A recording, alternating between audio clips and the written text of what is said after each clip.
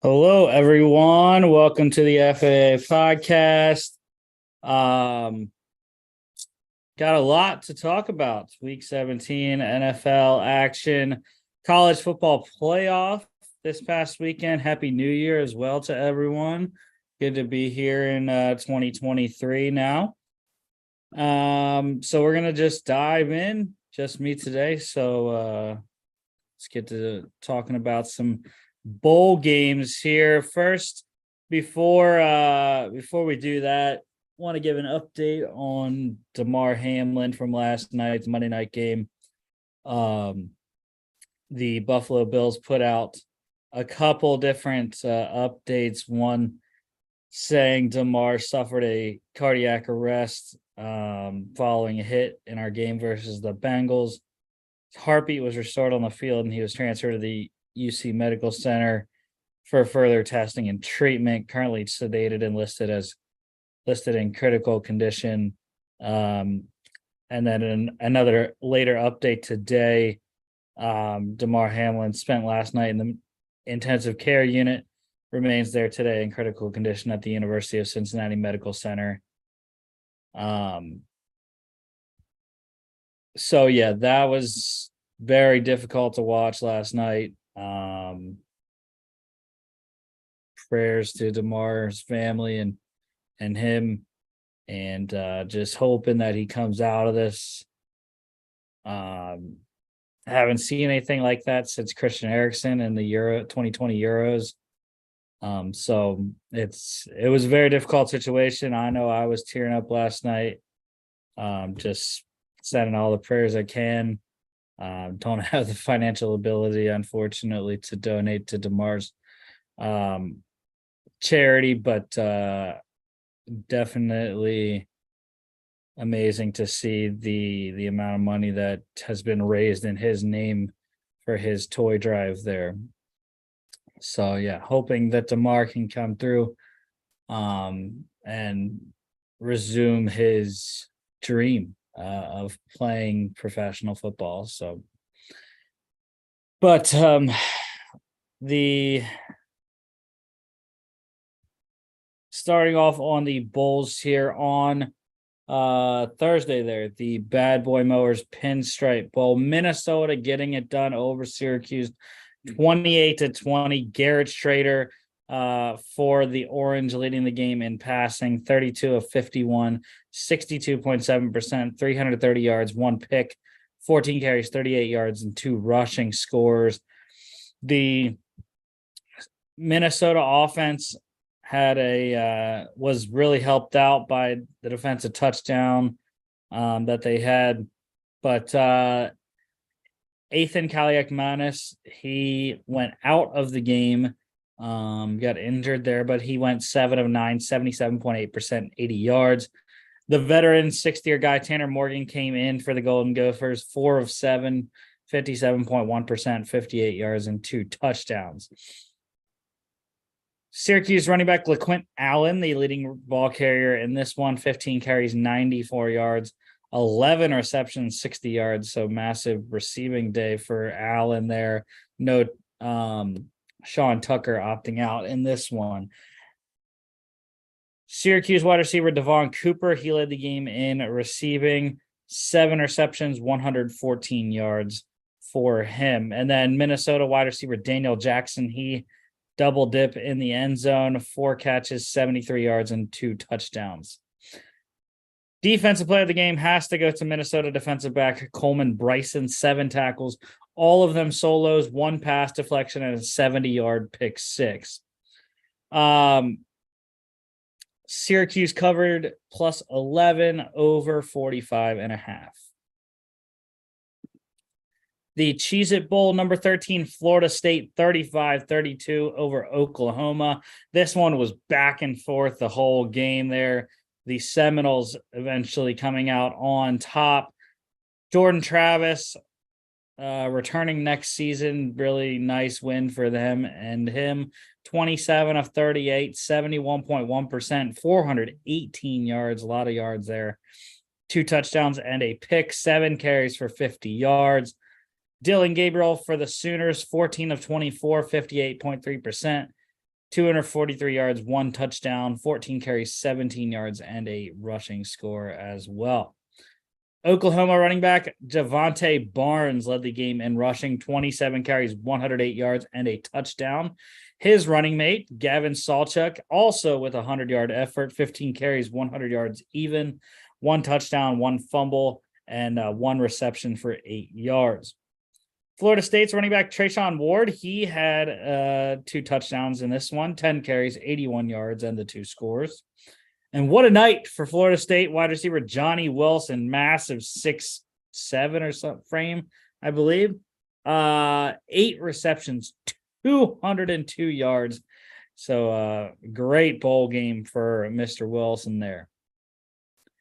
Defensively, I think I'm going to go with the top guy there. Florida State defensive back Jimmy Robinson, 13 tackles, 10 of them solos, 1 sack, 1 tackle for loss, and 1 pass deflection. Oklahoma covered plus 10, over under 67 pushed. The Valero Alamo Bowl, number 12 Washington, getting it done. Number 20 Texas, 27-20. I lone wolf the Longhorns, so not good result for me. But it was a really great night for Quinn Ewers, despite the loss. 31 of 47, 66%, 369 yards, and 1 touchdown. It'll be interesting to watch that quarterback battle between him and Arch Manning next season. Washington's quarterback Michael Penix Jr., 32 of 54, 59.3%, 287 yards, 2 touchdowns, and a pick. The Huskies running back Wayne Talapapa, he led the game in rushing, 14 carries, 108 yards, 1 touchdown, 3 catches for 17 yards. No Bijan Robinson in this game for the Longhorns, so they struggled a bit on the ground. Texas wide receiver Casey Kane, he led the game in receiving, 4 catches, 108 yards. Defensively, I got to go with Washington defensive lineman Braylon Trice, 6 tackles, 4 of them solos, 2 sacks, 2 tackles for loss.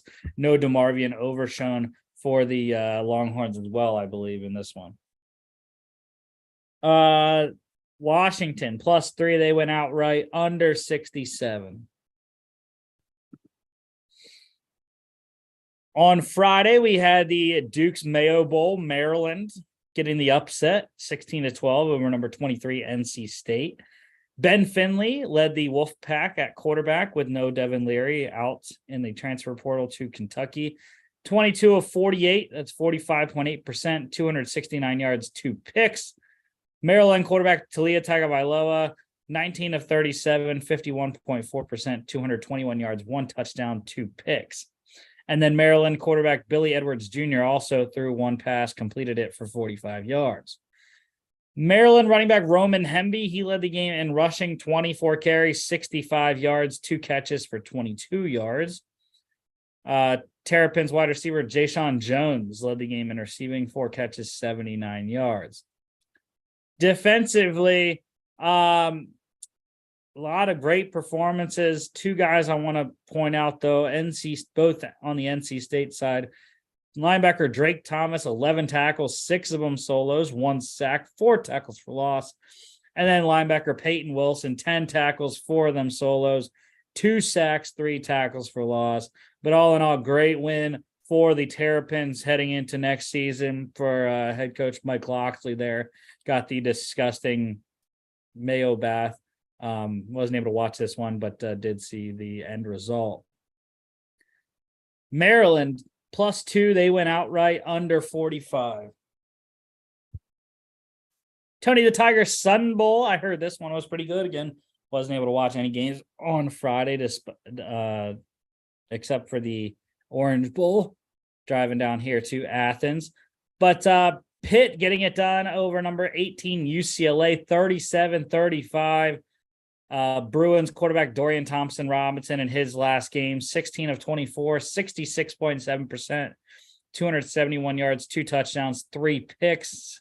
Tough day there. 5 carries, 15 yards, and a rushing score. Pitt quarterback Nick Patty had a pretty decent game. Not very good completion wise, but 20 of 41, 48.8%, 224 yards, 1 touchdown, 1 pick, 10 carries for 72 yards. UCLA also played quarterback Ethan Garbers at the end, 6 of 9, 66.7%, 39 yards, and a pick. UCLA running back TJ Harden led the game in rushing, 11 carries, 111 yards, 1 touchdown, 2 receptions for -6 yards. No Zach Charbonnet, no Zach Charbonnet for the Bruins. No Israel Bonaconda for the Panthers in this one. Rodney Hammond Jr. led the game in rushing for them. 25 carries, 93 yards, 2 touchdowns, 1 reception for 8 yards. 100-yard receiver in this one, it was UCLA's wide receiver Cam Brown, 4 receptions, 115 yards. And I know Logan would love for me to pronounce this UCLA wide receiver's name, Titus Mokiao Atimalala. 3 receptions, 89 yards, and a touchdown. Defensively, have to go with the touchdown UCLA defensive back Jalen Davies. 3 tackles, 2 solos, 1 pass deflection, and a 52-yard pick 6. Pitt plus 8.5. They went outright over 54.5. Tax Layer Gator Bowl. I heard this one was also very good. Number 21 Notre Dame outlasting number 19 South Carolina 45-38. Good win for head coach Marcus Freeman in his second year in his second bowl game, I should say, for the Irish. Tyler Buckner, no Drew Pine, transferred out there, so Buckner got the start for the Irish. 18 of 33, 54.5%, 274 yards, 3 touchdowns, 3 picks, 12 carries, 61 yards, and 2 touchdown runs as well. South Carolina quarterback Spencer Rattler, 29 of 46, 63%, 246 yards, 2 touchdowns, 1 pick, 7 carries for 27 yards. And then their punter also throwing a pass on a fake punt. Kai Kroger there completed his only pass for a 23-yard touchdown. So pretty good day for Mr. Kroger. Notre Dame running back Audric Estime led the game in rushing, 14 carries, 95 yards, 1 reception for 8 yards. His running mate, Logan Diggs there, scored twice on the night. 13 carries, 89 yards, 1 touchdown run, 2 receptions, 81 yards, and a touchdown reception. Notre Dame wide receiver Braden Lenzy led the game in receiving, 4 receptions, 89 yards, and a touchdown. South Carolina wide receiver Xavier Leggett there, he scored twice, 7 catches, 78 yards, and 2 touchdowns. Defensively, I'm going to mention all 3. South Carolina defensive back DQ Smith, 5 tackles, 2 solos, 1 pass deflection, and a 47-yard pick 6. Notre Dame linebacker Jordan Botello, 2 tackles, both of them solos, 2 sacks, 2 tackles for loss. And then South Carolina defensive back O'Donnell Fortune, 2 tackles, 1 solo, 1 tackle for loss, and a 100-yard pick 6. Also, last thing I want to mention, how about long snapper Hunter Rogers there? He caught the Kai Kroger touchdown, 1 reception for 23 yards and a score. Notre Dame covered -5.5, over 50.5 easily. 83 in that one.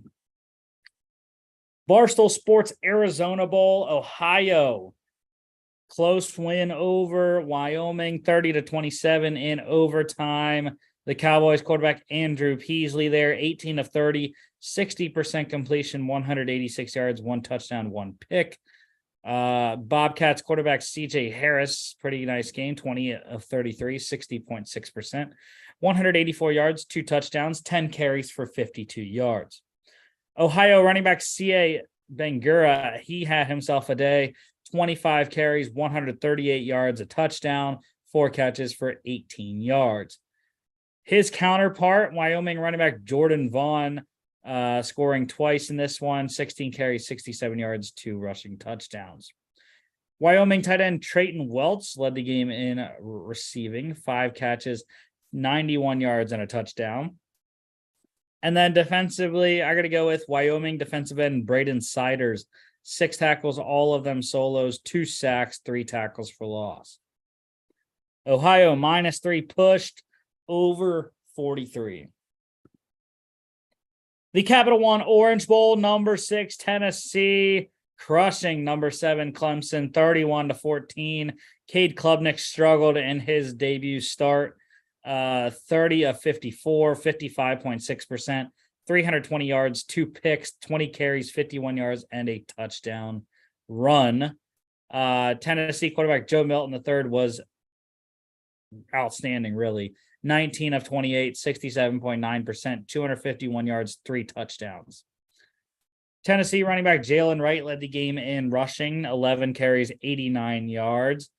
And Volunteers wide receiver Squirrel White, he led the game in receiving, 100 yards for him, 9 catches, 108 yards, and a touchdown.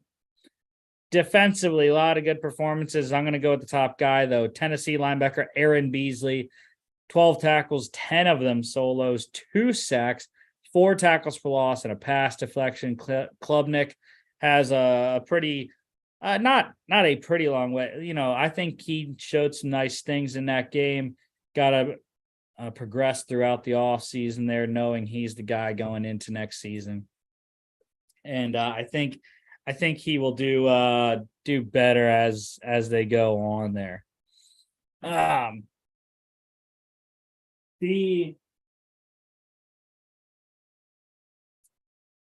The Volunteers +4, they went outright under 61.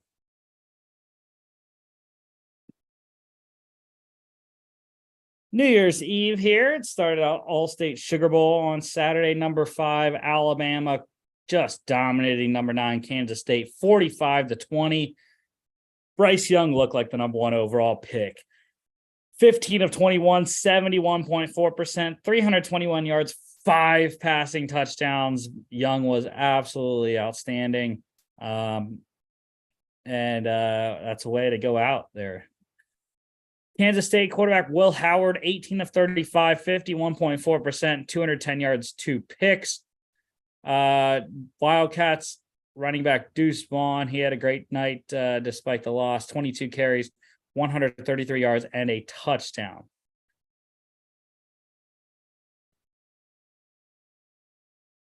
Alabama wide receiver Jermaine Burton, he led the game in receiving, 3 receptions, 87 yards, and a touchdown.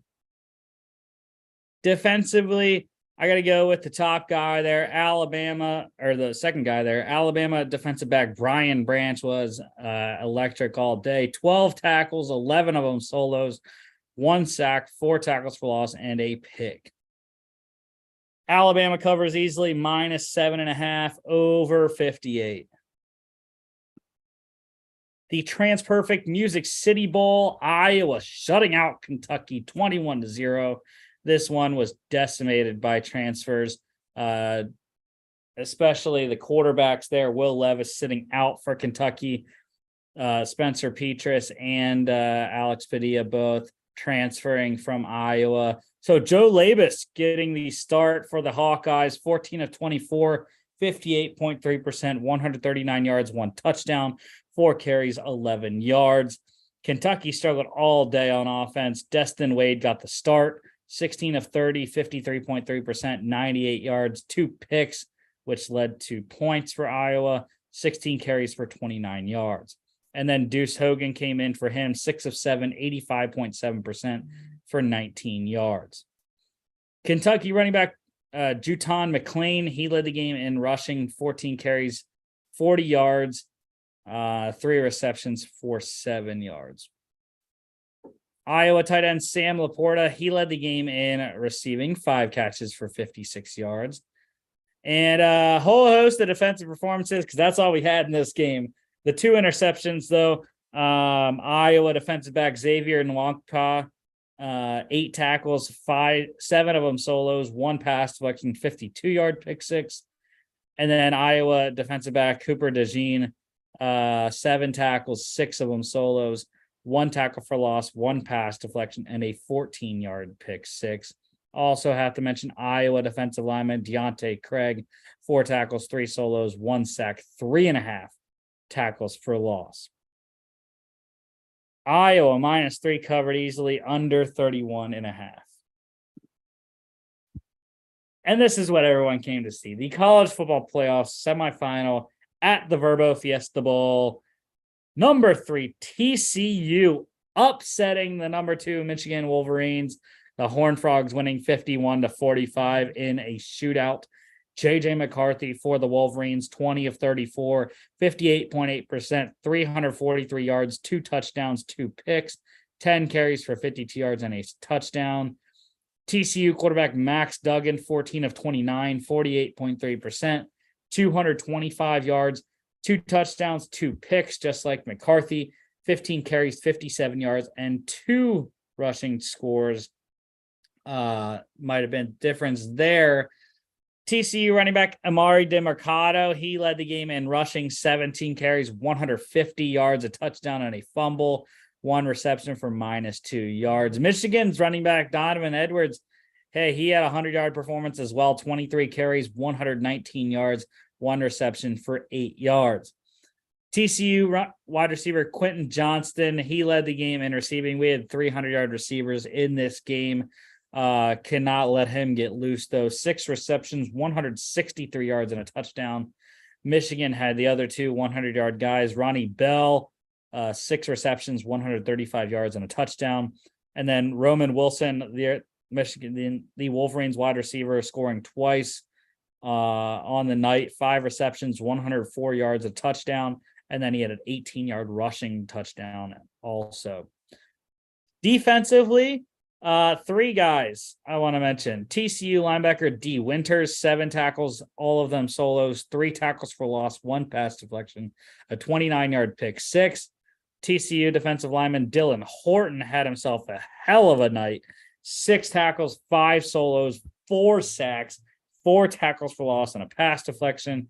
And then TCU safety Bud Clark, 5 tackles, 4 of them solos, and a 41-yard pick 6. The Horned Frog really matched the Wolverines, made them play to their style of game, which was passing the ball around. And even though both running games ended up being very effective. But yeah, it's just the Horned Frogs outlasting them. Kind of like the second game as well.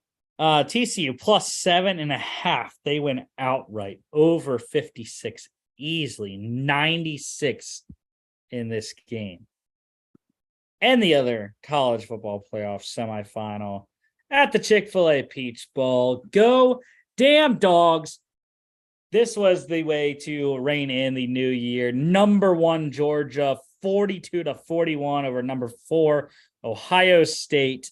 The Dogs winning on a missed Noah Ruggles field goal at the buzzer and at the stroke of midnight, literally, as the ball hit the ground. The clock hit midnight, and 2023 was upon us. Quarterback Stetson Bennett for the Dogs, 23 of 34, 67.6%, 398 yards, 3 touchdowns, a pick, and a rushing touchdown. Ohio State quarterback CJ Stroud, 23 of 34 as well, 67.6%, 348 yards, 4 touchdowns, 12 carries for 34 yards. I do want to say CJ Stroud showed a lot in this game. It kind of bumped him up a peg in my book to solidify himself at that number 2 quarterback spot and just pushing Bryce Young a little bit. But by Bryce Young's bowl performance, he's still the number 1 for me anyways. Georgia running back Kenny McIntosh led the game in rushing, 5 carries, 70 yards, 5 receptions for 56 yards, and a receiving touchdown. Not much going on the ground for either team, despite or other than McIntosh there. Georgia wide receiver Arian Smith, he led the game in receiving. There were 300-yard receivers. Smith, 3 catches, 129 yards, and a touchdown. Ohio State, the other 200-yard guys, wide receiver Emeka Egbuka, 8 receptions, 112 yards, a touchdown. And wide receiver Marvin Harrison Jr., 5 receptions, 106 yards, and 2 touchdowns. got injured, was out of the game in the fourth quarter. Defensively, I'm going to go with Georgia defensive back Javon Bullard, 3 tackles, all of them solos, 1 sack, 1 tackle for loss, and a pass deflection. TCU, Georgia in the national championship game next Monday. Ohio State +5. They covered over 61.5 easily, 83 in this game. Yesterday, the remaining 4 bowl games, four bowl games going on. The ReliaQuest Bowl, number 22, Mississippi State, 19-10 win over Illinois. And, they did it for Coach Leach. They had special pirate flags with his initials there in the center of the flag. Everything, the comeback was electric, down 10-3 there, and got it done there. Mississippi State quarterback Will Rogers in his final game, I'm not sure, 29-44, 65.9%, 261 yards, 1 touchdown, 2 picks, 1 reception for 13 yards. Illinois quarterback Tommy DeVito, 23 of 34, 67.6%, 253 yards, 1 rushing touchdown, and a fumble. Mississippi State running back Simeon Price, 7 carries, 68 yards, 1 reception for 5 yards. He led the game in rushing with Dylan Johnson in the transfer portal. No Chase Brown for Illinois either, so Reggie Love III led the game in rushing for the Illini, 12 carries, 53 yards, 1 reception, and 7 yards. Illinois wide receiver Isaiah Williams, he led the game in receiving, 9 receptions, 114 yards there. And defensively, 2 guys, I'm going to say here, Mississippi State linebacker Sherman Timms, 4 tackles, 2 of them solos, 1 sack, 2 tackles for loss. And then the play at the end of the game, corner Marcus Banks for the Bulldogs, 60-yard fumble return for a touchdown to seal it. Mississippi State -4. They covered under 46.5. Goodyear Cotton Bowl Classic, and what a classic it was. Unfortunately, at my expense, lost the parlay on USC, losing a 15-point lead with 4.5 minutes to go. Caleb Williams was absolutely electric. 37 of 52, 71.2%, 462 yards, 5 touchdowns, 1 pick, 4 carries for 10 yards. Tulane quarterback Michael Pratt was really clutch, though. 8 of 17, not much going on the passing game there because they were explosive plays all day for the Green Wave. 47.1%, 234 yards, 2 touchdowns, 15 carries for 83 yards. Tulane running back Tajay Spears, I mentioned the explosive plays. How about his day? 17 carries, 205 rushing yards, 4 touchdowns for him, 1 fumble, 1 reception for 14 yards. USC wide receiver Brendan Rice, he led the game in receiving. Him and his receiving mate there, wide receiver Taj Washington for the Trojans, both 100 yards, 6 receptions, 174 yards, 2 touchdowns for Rice. Washington with 5 catches, 109 yards. Defensively, how about the day for Tulane? Defensive back Jarius Monroe, 7 tackles, 5 of them solos, 1 tackle for loss, 1 pass deflection, and a pick off of Caleb Williams. Tulane +1.5. They win outright over 66 easily, 91 in this game. Cheez-It Citrus Bowl, number 17, LSU, absolutely obliterating Purdue. 63-7. Good Lord. Garrett Nussmeier, there were 6 quarterbacks played in this game. LSU's Garrett Nussmeier, 11 of 15, 73.3%, 173 yards, 2 touchdowns, and a pick. LSU quarterback Jaden Daniels, 12 of 17, 70.6%, 139 yards, 1 touchdown, 6 carries, 67 yards, and a 5-yard touchdown reception. Purdue, starting quarterback Austin Burton, 12 of 24, 50%, 74 yards and a pick.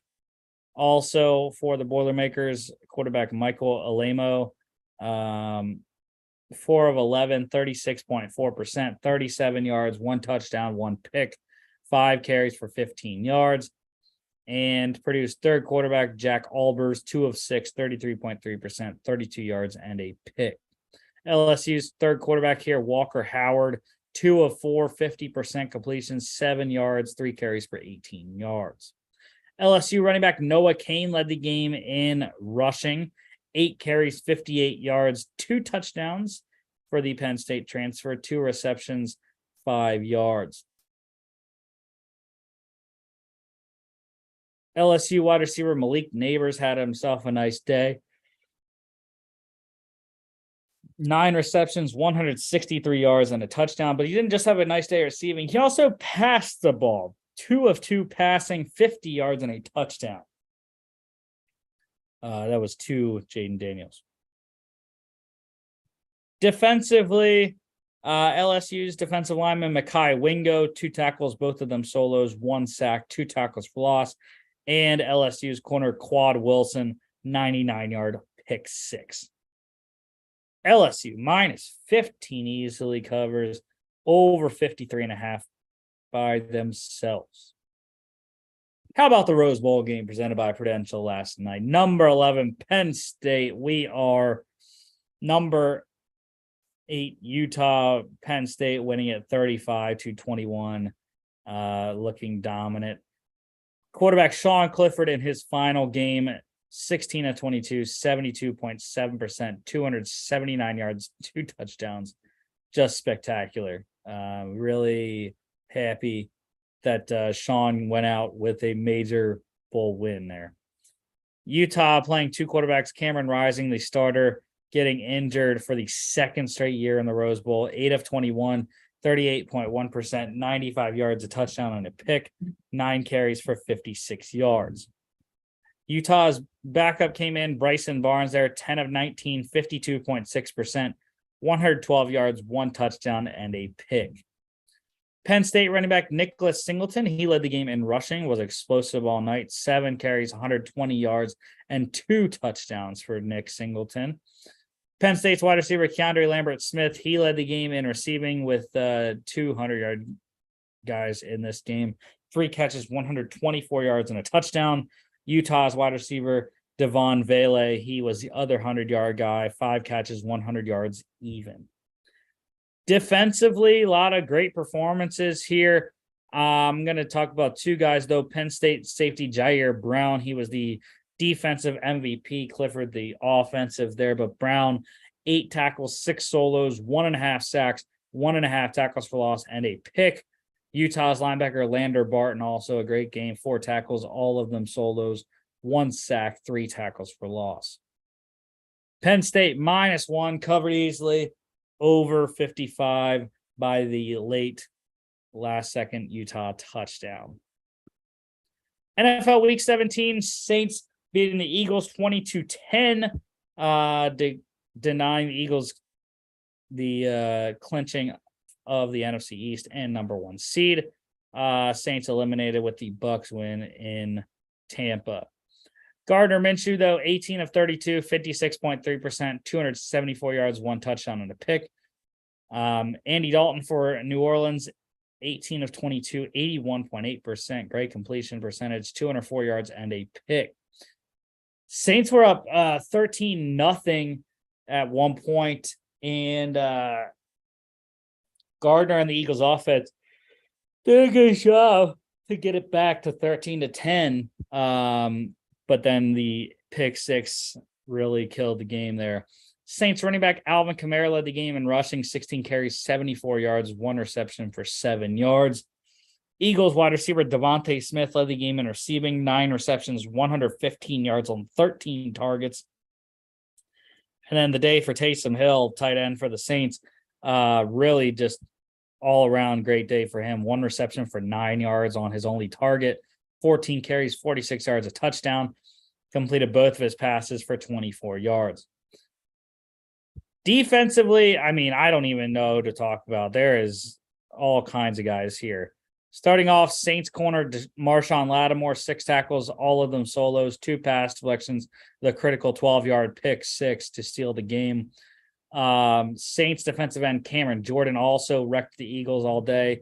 5 tackles, all of them solos, 3 sacks, 1 tackle for loss, and 4 QB hits. Saints linebacker Caden Ellis was a force as well. 5 tackles, 4 of them solos, 1.5 sacks, 2 tackles for loss, 3 QB hits. You had Eagles linebacker Hassan Reddick, 5 tackles, 3 solos, 2 sacks, 2 tackles for loss, 2 QB hits. Same kind of stat line for Eagles defensive end Brandon Graham, 3 tackles, 2 solos, 2 sacks, 2 tackles for loss, and 2 QB hits. Saints Eagles sacked Dalton, I believe, 7 times in this game. 8 maybe it was.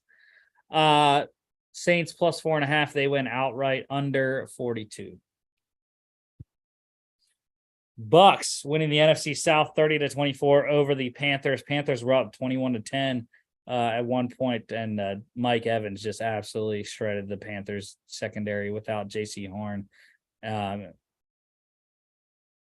Tom Brady here for Tampa, 34 of 45, 75.6%, 432 yards, 3 touchdowns, and a rushing touchdown. Panthers quarterback Sam Darnold played well, I thought, for the most part. Even though he has 3 turnovers listed here, 23 of 37, 62.2%, 341 yards, 3 touchdowns, a pick, 5 carries, 20 yards, and 2 fumbles. Panthers running back Deontay Foreman led the game in rushing. There was not much, and that's how the losses have happened for Carolina this year. When they can't run the ball, that's when they lose. 13 carries, 35 yards for Foreman. That's all the leading rusher had in this game. And like I said, Mike Evans just completely killed the Panthers secondary all day. 10 receptions, 207 yards, 3 touchdowns on 12 targets, 47 or 48 fantasy points, something like that. Was a killer. Hopefully I'll have the chance to win that back, though. Bucks wide receiver Chris Godwin also over 100 yards here, 9 catches, 120 yards on 9 targets, and a fumble. Panthers wide receiver DJ Moore, he had over 100 yards as well. 6 receptions, 117 yards, a touchdown on 10 targets. Defensively, have to go with the top guy there. Panthers linebacker Frankie Louvu had himself a nice game. 13 tackles, 10 of them solos, 1 sack, 3 tackles for loss, and a QB hit. Bucks minus 3.5. They cover over 40.5. Falcons, nice win over the Cardinals. Younghoe Koo hitting the game winner with little time left. 20-19. Actually, I think it was as time expired. But Cardinals starting quarterback David Blau with Trace McSorley on the bench, and Colt McCoy in concussion protocol. 24 of 40, 60%, 222 yards and a touchdown. Decent performance for Blau in this one. Falcons quarterback Desmond Ridder, his first win as a starter, I believe. 19 of 26, 73.1%, 169 yards, and a fumble. Falcons running back Tyler Algier, he led the game in rushing, 20 carries, 83 yards, a touchdown, 1 reception for 12 yards. Cardinals rookie tight end Trey McBride led the game in receiving, 7 receptions, 78 yards, and a touchdown on 10 targets. Cardinals wide receiver Greg Dortch also with 10 targets here, 4 catches for 15 yards. Defensively, have to go with Falcons corner Isaiah Oliver, 9 tackles, 5 of them solos, 1 sack, 1 tackles for loss, 2 pass deflections, and a QB hit. Nice to see Cardinals defensive end J.J. Watt there in his penultimate game. Cardinals plus 6.5. They covered under 40.5 by 1.5, or by a half, actually. No, by 1.5. Yeah. Lions just rolling the Bears 41-10 to get to 500 and keep their playoff hopes alive on Sunday night coming up. Jared Goff is just really good at home. 21 of 29, 72.4%, 255 yards, 3 touchdowns. Bears quarterback Justin Fields struggled mightily throwing the ball. 7 of 21, 33.3%, 75 yards, a touchdown, and a pick. On the ground, he was his normal self, 10 carries, 132 yards, and a fumble. Lions running back Jamal Williams had himself a great day on the ground, 22 carries, 144 yards, and a touchdown, 1 reception for 13 yards. His running mate, DeAndre Swift, scoring twice on the day, 11 receptions, 78 yards, and a rushing score, 4 receptions, 39 yards, and a receiving score as well. Lions wide receiver Amon-Ra St. Brown, he led the game in receiving, 4 catches, 62 yards on 5 targets. One of Jared Goff's favorite targets, tight end Brock Wright, he scored twice on the day, just like Swift, 3 catches, 13 yards, and 2 touchdowns on 4 targets. Defensively, I'm going to go with the bottom 2 guys there. Lions defensive end Josh Paschal, 4 tackles, all of them solos for the 2 sacks, 2 tackles for loss, and 2 QB hits for the rookie. His fellow rookie linebacker James Houston, 3 tackles, all of them solos, 3 sacks, 2 tackles for loss, and 3 QB hits for the undrafted man. I believe undrafted. Could be wrong, but pretty sure. Lions -4. They cover easily, under 52.5. Chiefs, close win over the Broncos, 27-24 here.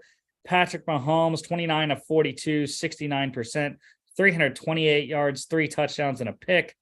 Broncos quarterback Russell Wilson, interesting stat line for him, 26 of 38, 68.4%, 222 yards, 1 touchdown, 1 pick, 4 carries, 27 yards, 2 rushing touchdowns for Russ, and a fumble. I think the offense has really looked a lot better in the 2 Chiefs games for Denver. Broncos running back Latavius Murray, he led the game in rushing on a pretty paltry rushing day for both teams. 12 carries, 56 yards, 4 receptions for 16 yards on 6 targets. Chiefs running back Jerick McKinnon, he scored twice, 2 carries for 4 yards on the ground, but in the air, he was dominant. 5 catches, 52 yards, 2 touchdowns on 6 targets. Chiefs wide receiver Kadarius Toney led the game in receiving, 4 catches, 71 yards on 4 targets, and he had a fumble also. And then Chiefs tight end Travis Kelce, double-digit targets, 7 receptions, 43 yards on 10 targets. Defensively, I'm going to go with Chiefs defensive tackle Chris Jones, 3 tackles, all of them solos, 1 sack, 1 tackle for loss, and a QB hit. Broncos +12.5. They cover easily, like I said they would on a Thursday there, over 46. AFC East matchup, Patriots getting to 500, 23-21 over the Dolphins, moving themselves into the number 7 seed, needing to beat the Bills next week to get in, to clinch. Mac Jones for New England, 20 of 33, 60.6%, 203 yards, 2 touchdowns.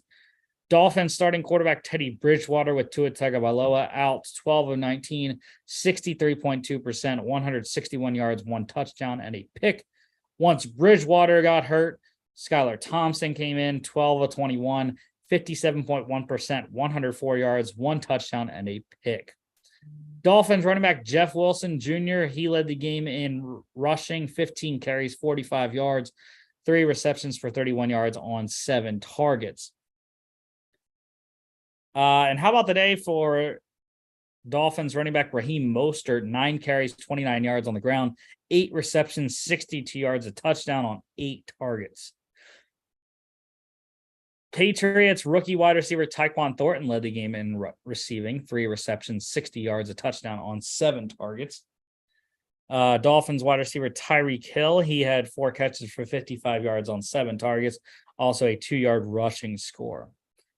Defensively, I'm going to talk about 2 guys here. Patriots safety Kyle Duggar, 5 tackles, 3 solos, 2 pass deflections, 39-yard pick 6.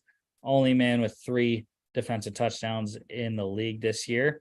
And then Patriots defensive tackle Christian Barmore, 3 tackles, 2 solos, 1 sack, 1 tackle for loss, and 4 QB hits.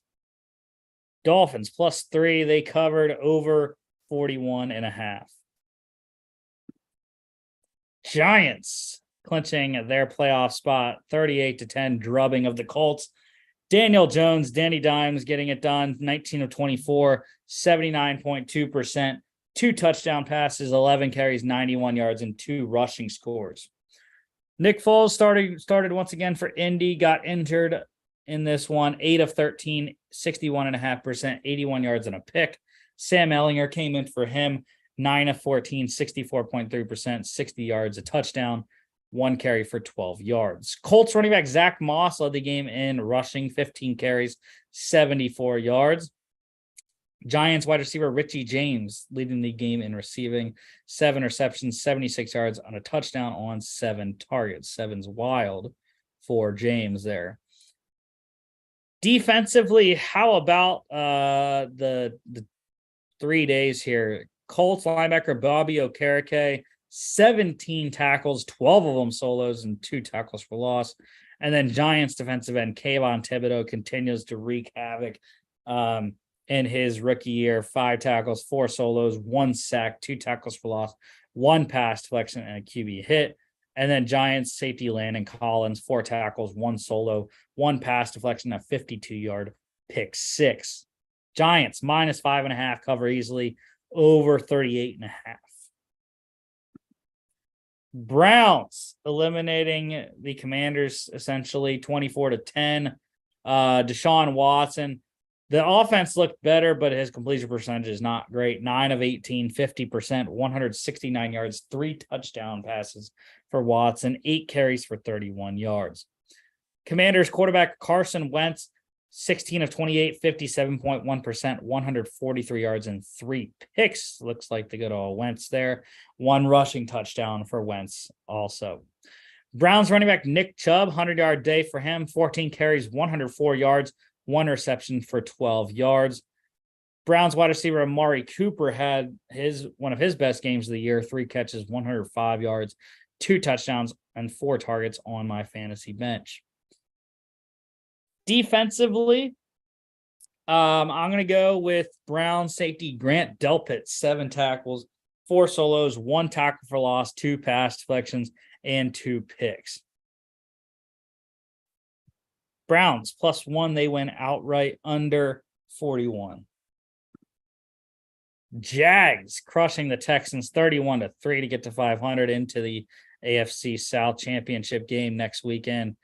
Davis Mills for the Texans, 4 different quarterbacks playing in this one, by the way. Davis Mills, though, 22 of 40, 55%, 202 yards, 4 carries, 33 yards, and a fumble. Jags quarterback Trevor Lawrence, 17 of 21, 81% completion. Great there, 152 yards and a pick. He gave way to CJ Beathard there, 5 of 8, 62.5%, 29 yards and a pick. And then Texans also played Jeff Driscoll at quarterback, 3 of 4 passing, 75% for 9 yards. Jags running back Travis Etienne Jr., he led the game in rushing, 9 carries, 108 yards, a touchdown, 3 receptions for 32 yards. Jaguars wide receiver Marvin Jones Jr., he led the game in receiving, 6 catches, 61 yards on 7 targets. Defensively, I'm going to go with the bottom guy. Jags corner Tyson Campbell, 3 tackles, 2 solos, and a 12-yard fumble return for a touchdown. Jags -3.5. They covered easily under 44. 49ers 37-34 over the Raiders in overtime. What a classic game this was. Jarrett Stidham, his first career start was outstanding, really. Have not seen that Raiders offense play like that in a while, especially against one of the best defenses, maybe the best in the NFL, in the 49ers. 23 of 34 for Stiddy, though, 67.6%, 365 yards. And Stidham became only the second quarterback this year to throw again 3 touchdowns against the Niners. And oh, by the way, the other guy plays in his division and is named Patrick Mahomes. 2 picks, though, 7 carries for 34 yards. 49ers quarterback Brock Purdy, 22 of 35, 62.9%, 284 yards, 2 touchdowns and a pick. The Purdy parade just keeps on trucking, has gone 4-0 as his first 4 career starts. 49ers running back Christian McCaffrey had himself a day, 19 carries, 121 yards, a touchdown, 6 catches for 72 yards on 9 targets. Raiders wide receiver Devontae Adams, 100-yard day for him, 7 catches, 153 yards, 2 touchdowns on 11 targets. 49ers wide receiver Brandon Ayuk also over 109 receptions, 101 yards, a touchdown on 12 targets, 1 carry for 16 yards. Defensively, there wasn't much, so I'm just going to go with the bottom guy. No tackles for Niners defensive end Nick Bosa, but 5 QB hits. Really a dominant performance, hitting Stidham 5 times there. Raiders plus 10, cover easily over 41, 71 in this game. Seahawks get to 500, keep their playoff hopes alive, dominating the Jets in Seattle 23-6. Mike White for New York, 23 of 46, 50%, 240 yards, 2 picks, and a fumble. Seahawks quarterback Geno Smith, 18 of 29, 62.1%, 183 yards, 2 touchdowns, 5 carries for 18 yards. The real story of this game, though, was Seahawks rookie running back Kenneth Walker III, 23 carries, 133 yards on the ground, 1 reception for 9 yards. Jets tight end Tyler Conklin. It was all tight ends in the passing game in this game. Conklin leading the game in receiving, 6 catches, 80 yards on 6 targets. I also want to mention Seahawks tight end Tyler Mabry. His first career catch is a touchdown, 1 reception, 7 yards, and a touchdown. His only target of the game. Defensively, a lot of good standout performances. 4 of them, really, in my mind. Seahawks defensive tackle Quentin Jefferson, 4 tackles, 3 solos, 1.5 sacks, 2 tackles for loss, and 3 QB hits. Jets rookie corner Sauce Gardner, 4 tackles, 3 solos, and 4 pass deflections. Seahawks defensive end Darrell Taylor, 3 tackles, 2 solos, 2.5 sacks, 1 tackle for loss, 1 pass deflection, and 3 QB hits. And then Jets defensive tackle Quinnen Williams, 2 tackles, 1 solo, 4 QB hits on Geno. Seahawks plus 1.5. They win outright under 43.5. Packers get to 500, keeping their playoff hopes alive in a dominant performance over the Vikings in Green Bay, 41-17. Kirk Cousins for Minnesota, 18 of 31, 58.1%, 205 yards, 1 touchdown, 3 picks, 3 carries, 37 yards, and a fumble. Vikings played quarterback Nick Mullins in the end there, 4 of 4 passing, 100% completion, 57 yards, a touchdown. Jordan Love came in for Aaron Rodgers late, 2 of 3 passing, 66.7% for 9 yards. Rodgers, though, 15 of 24, 62.5%, 159 yards, 1 touchdown, and a rushing score also. It was about the help that he got from the defense and the special teams, though. 2 touchdowns for those 2 units. 1 apiece. Packers running back Aaron Jones, he led the game in rushing, 14 carries, 111 yards, 2 receptions for 2 yards. Vikings wide receiver Jalen Naylor, garbage time catches, but he led the game in receiving, 3 catches, 89 yards, a touchdown on 3 targets. Vikings tight end TJ Hawkinson, double-digit targets in this one, 7 receptions, 59 yards on 12 targets. Defensively, want to mention Packers safety Darnell Savage, 1 tackle, it was a solo, 1 pass deflection, and a 75-yard pick 6. And then I also forgot to put on here Packers kick returner and running back, I believe he plays on offense, or corner on defense. Keyshawn Nixon there, the 105-yard kickoff return touchdown really helped the Packers in that game. Packers -3, covered easily over 47.5 because of Vikings late touchdowns.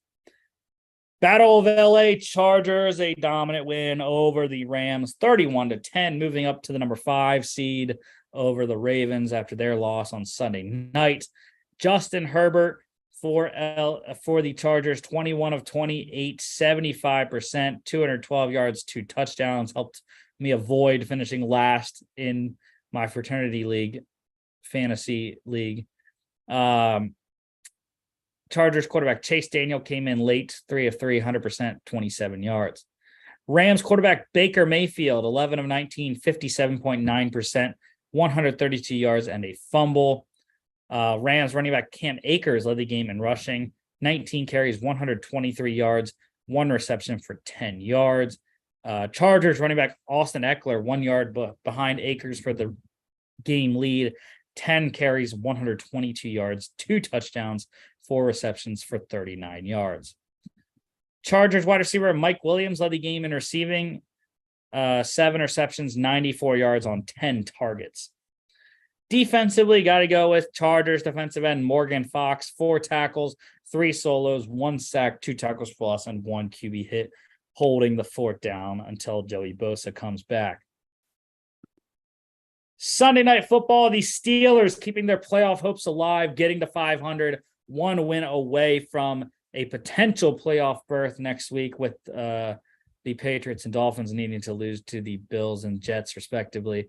16-13 here over the Ravens, though. Very good win for Kenny Pickett, 2 weeks in a row, leading the Steelers to comeback efforts. 15 of 27 for Pickett here, 55.6%, 168 yards, a touchdown. Tyler Huntley for the Ravens, 14 of 21, 66.7%, 130 yards, 1 touchdown, a pick, 7 carries for 24 yards. Steelers running back Najee Harris was dominant, 22 carries, 111 yards, 2 receptions, 12 yards, and a touchdown. The Steelers' run game overall was very dominant, 198 yards in this game, a reverse of what happened in the first game where the Ravens ran for 200 yards against Pittsburgh. Ravens running back J.K. Dobbins did have a nice night, though, 17 carries, 93 yards. Ravens tight end Mark Andrews led the game in receiving, 9 catches, 100 yards, even on 9 targets. Defensively, got to go with Steelers linebacker TJ Watt. Who else? 4 tackles, 3 of them solos, 1 sack, 2 tackles for loss, and 3 QB hits. Steelers +1. They went outright under 35.5. We have XFL news today. Former USFL Philadelphia Stars quarterback Brian Scott, he has been assigned to the Vegas Vipers. So I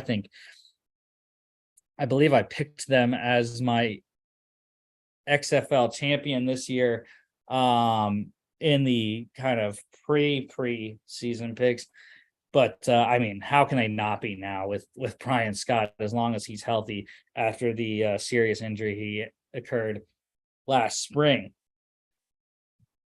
Supplemental draft for the XFL was held on New Year's Day there on Sunday. Some highlights, a lot of great players getting selected, 90 players overall, over 17 rounds. Not every team had a pick in every round, though. The first round, number 1 overall, was Battlehawks offensive lineman Juwan Bushell-Beatty. Played in the league a little bit. Good selection there. Number 6 for the Orlando Guardians, wide receiver Eli Rogers, former Steeler, has played in the league and the USFL, I believe, or the inaugural XFL rendition there. But he is back in the XFL. Number 7, my DC Defenders. Very good selection in the first round. Defensive lineman Davin Bellamy was a standout for the New Orleans Breakers last year in the USFL, and Georgia guy as well. So go Dogs there. Second round, 3 more guys I liked here. Number 10, again for the DC Defenders, linebacker Reggie Northrop, also another guy that was just dominant. I believe he played for the Houston Gamblers. I can't remember if he played for the Gamblers or the Pittsburgh Maulers. I can see him in both uniforms. But Northrop, very good linebacker for DC there. Number 12, the Vegas Vipers, getting defensive lineman Destiny Vial, has played in the NFL before. Pretty solid D lineman there.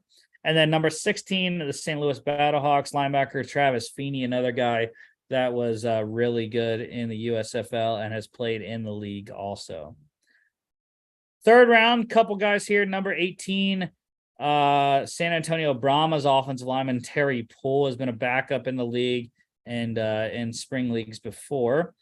Number 22, Orlando Guardians linebacker Tigre Scales has been primarily a special teamer in the NFL, but has played a bunch there. Fourth round, one guy to note here, number 29, Seattle Sea Dragons defensive lineman Strafe Miller, obviously a former Penn State guy there. Fourth round pick of the Eagles a couple years ago, has been around a couple different places on practice squads and whatnot, trying to get another opportunity there with Seattle. Fifth round, I like three guys here. Number 33, St. Louis Battlehawks wide receiver Hakeem Butler. Hakeem Butler, when he came out to the draft a couple years ago, was a height, weight, speed guy, 6'4", 215, just monster jump ball skills from Iowa State. We'll see if how the Battlehawks utilize him this season. Number 36, Seattle Sea Dragons linebacker Clarence Hicks, great player at UTSA. The Sea Dragons are getting a sideline kind of playmaker there. Number 39, DC Defenders offensive lineman Tyler Catalina, another former Bulldog there. I believe they drafted 3 in this supplemental draft, and couldn't be happier that the Bulldogs are getting a chance here with the XFL. Round 6, number 45, Seattle Sea Dragons wide receiver Josh Gordon. I mean, everyone knows Josh Gordon has had his struggles off of the field in the league, but got it right a little bit with Kansas City the last couple of seasons, trying to get another opportunity here in the XFL. Number 46, Arlington Renegades here, defensive tackle Tomasi Laulile from BYU, has played in the league a little bit, but a really good defensive tackle there for the Renegades that I think is going to help their D-line. 7th round here, number 51, another Arlington Renegades pick, offensive lineman Maea Teuhema, Southeastern Louisiana product. Pretty solid lineman for them there. Should help their trenches there. So Arlington getting some beef on the lines there. And then the other 7th round guy, I like number 54, DC Defenders linebacker Terrell Hanks, my boy John Babington's New Mexico State Aggies product there. Really great linebacker, should help them, especially in their linebacker depth. 8th round, 4 guys here, most of all the rounds. Number 56, the Houston Roughnecks wide receiver Antonio Nunn. Very special linebacker from wide receiver from Buffalo. Never really got attached to an NFL team, trying to make himself a name here in the XFL. Number 58, Seattle Sea Dragons wide receiver Jordan Vesey, Cal product, has played sparingly in the NFL, but again, another guy just trying to make it. Number 59, Arlington Renegades running back Davion Smith out of Michigan, played in the XFL for, I believe, the Orlando Apollos a couple years ago, and coming back to the XFL with Arlington, really great back, just hasn't made it to the league yet. Number 61, the St. Louis Battlehawks offensive lineman Vidal Alexander, LSU guy there, really big, monstrous tackle there for the Battlehawks, going to help them a lot in their pass protection. 9th round, number 62, St. Louis Battlehawks linebacker Carson Wells, Colorado product here. Pretty solid linebacker. I think he's more of a run stuffer, but can definitely help use those guys on 1st and 2nd down. Number 66, DC Defenders, running back Brian Harry, and there's the third Georgia Bulldog for the DC Defenders. Pretty solid running back. He was never the top of the top guy, but can help you out running and receiving. 10th round here, number 67, DC Defenders linebacker Farad Gardner. So that's 3 DC Defenders linebackers, I believe I talked about. Gardner out of Louisiana. Pretty solid guy, going to help their depth. Number 69, Arlington Renegades wide receiver Tyler Vaughns. That's a great selection in the 10th round. I can't believe he slipped that far. I loved Tyler Vaughns coming out of USC last year. Pretty solid frame and can do everything for you. I don't really know why he didn't make the NFL, but yeah, I'm excited to watch Tyler Vaughns on the Renegades there. 11th round, number 74, Arlington Renegades linebacker Colin Schooler.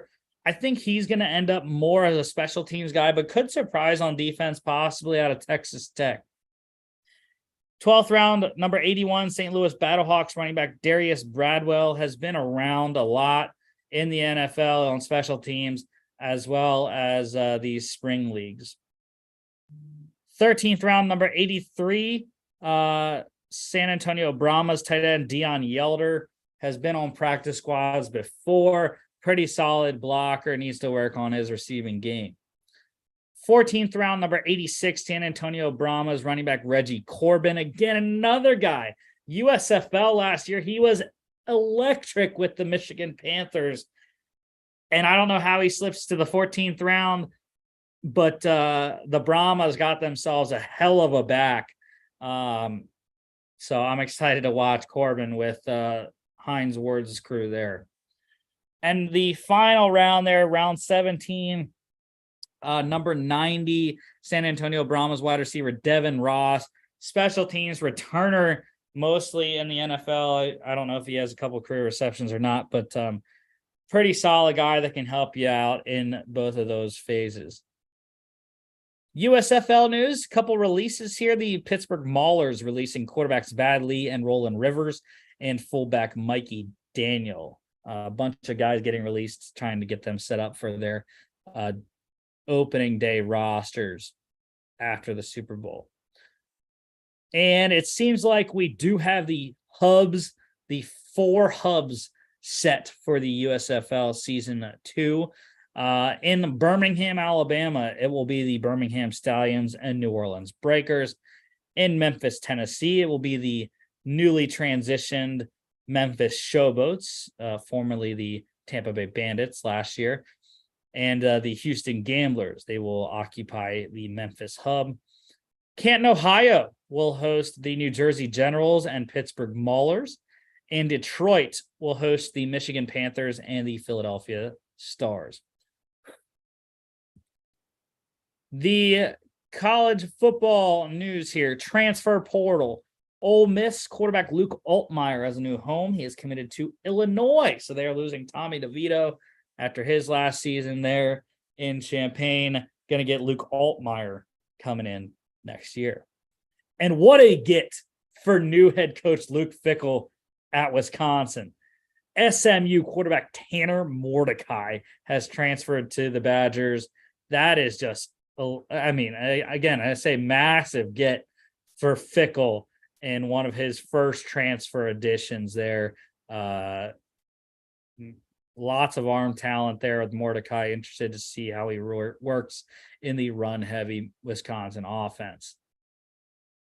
Virginia wide receiver Billy Kemp is in the transfer portal. Nice slot receiver that if anyone needs help there. Coastal Carolina quarterback Grayson McCall. He has withdrawn his name from the transfer portal. He will be a Chanticleer once again. It's interesting because of what I heard, that he has academic issues that would limit his ability to transfer to some places. So he stays home at Coastal, and we'll see Grayson McCall once again next year in the teal. Virginia quarterback Brennan Armstrong. He has some suitors out there. Apparently, NC State, Oklahoma State, and Auburn all interested in acquiring Brennan Armstrong. Charlotte wide receiver Grant Dubose is also withdrawing his name. So big get back for the 49ers there in Charlotte. NC State wide receiver Devin Carter. He has committed to Penn State, and I love this get for James Franklin. Probably losing Parker Washington to the draft, and really excited about Devin Carter coming in with Keandre Lambert-Smith and the tight ends that we have next season with Drew Aller taking over at quarterback. Arkansas safety Jalen Catalon, he has a visit scheduled. He is going to head to Purdue to check out their facilities, so could be a big get there for new head coach Brian Walters. Mississippi State running back Dylan Johnson, he has a new home. He has committed to the Washington Huskies. So good get for head coach Kalen DeBoer out there with the Huskies. And then just today, Florida State running back Trayshawn Ward has entered the transfer portal. So great game in the Cheez-It Bowl, and now Ward seeking to go elsewhere. Bunch of draft declarations, 4 out of the 5 from Alabama. Alabama winning the Cotton Bowl there, or not the Sugar Bowl. Quarterback Bryce Young, linebacker Will Anderson Jr., probably 2 of the top 3 picks in the draft this year. Running back Jahmyr Gibbs, safety Brian Branch. I know Logan texted me, said he's looking at Brian Branch for the Packers possibly in the first round, interested to see where he runs, is what I said back. And then Clemson defensive lineman Brian Breesy also declaring it for the NFL draft. We got news today on the Monday Night Football game from last night. It will not be rescheduled this week, so there is no news, no update on when we are going to see this game between the Bills and Bengals happen, resuming it. Right now, the NFL has said they're not changing any of the Week 18 games, so who knows at this point, waiting to hear still about Damar Hamlin and his status. Bad news to pass on. Hall of Fame official Art McNally has passed away, considered the father of instant replay, the only official to ever be inducted into the Pro Football Hall of Fame. So condolences to the McNally family. The Texans considering making uniform changes. Owner Cal McNeil asking fans to give their input there into what they would like to see change with the Texans uniforms. 49ers quarterback Trey Lance, he underwent a second ankle surgery to take out some stuff that they had placed in there for stability wise. Should be fine for OTAs. Ian Rappaport reports. The Raiders are expected to explore trade offers for quarterback Derek Carr this offseason. Apparently going to happen pretty quickly after the Super Bowl, as he has some guarantees on his deal prior to the league year. Broncos, they are expected to be ultra aggressive in pursuit of their next head coach. Their search could focus on former Saints head coach Sean Payton, Michigan head coach Jim Harbaugh, and Cowboys defensive coordinator Dan Quinn. Speaking of Jim Harbaugh, the Panthers have apparently reached out and have had talks with Coach Harbaugh. So we'll wait and see what comes of that, if anything. The Jets GM Joe Douglas announced he does not plan to shop quarterback Zach Wilson this offseason. So Wilson staying on the Jets in 2023. It looks like, at least right now. The Texans, they plan to evaluate head coach Lovie Smith. And if he does get a second year, looking at possible staff changes for Houston. The Titans, they announced they are going to start Josh Dobbs at quarterback this week. Second straight start for Dobbs. Looked pretty decent against the Cowboys with a lot of people out for the Titans in a must-win against the Jags to get into the playoffs. Colts, they're going to start Sam Ehlinger at quarterback this week. Nick Foles is injured. Matt Ryan not active, so they are going to I don't know if they're going to activate Matt Ryan or not and be Ehlinger's backup, but we'll wait and see on that. Guys being placed on IR, all season enders, obviously with the with only the last week coming up here for non-playoff teams. Bengals offensive tackle Lyle Collins, he is done though for the year despite the playoffs for Cincinnati.